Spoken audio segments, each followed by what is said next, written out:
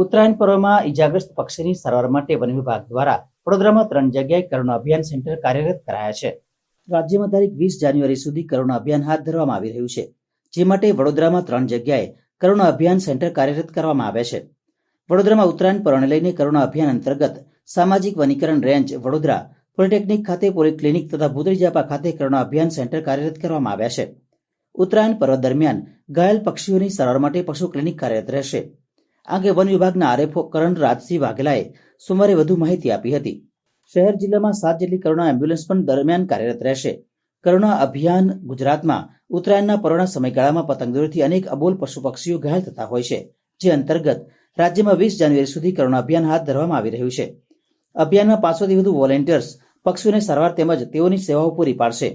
જાગૃત પક્ષીની સારવાર માટે ગુજરાત વન્યજીવ હેલ્પલાઇન નંબર 8320002000 તથા વડોદરા માટે ટોલ ફ્રી નંબર 180023326336 જાહેર કરવામાં આવ્યો છે.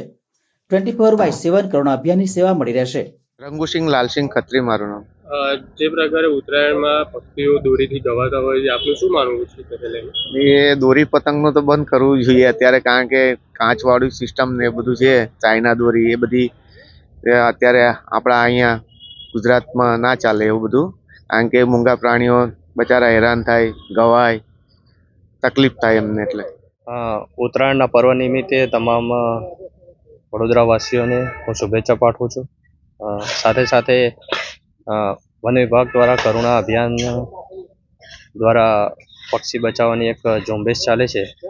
એમાં તમામ અમને હું વિનંતી કરું છું કે જો આપણે પક્ષી બચાવીશું સવારે, તો થોડી કાળજી રાખીશું, તો ઘણા બધા પક્ષીઓની જાન બચી જશે.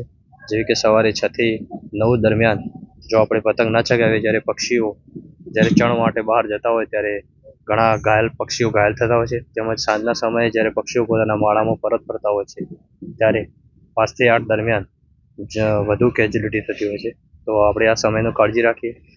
બીજું કે ઘણા ચાઇનીઝ દોરાનો પણ ઉપયોગ કરતા હોય છે, નાયલોન દોરાના, જેના કારણે માણસોના પણ ગળા ઉપર કપાતા હોય છે.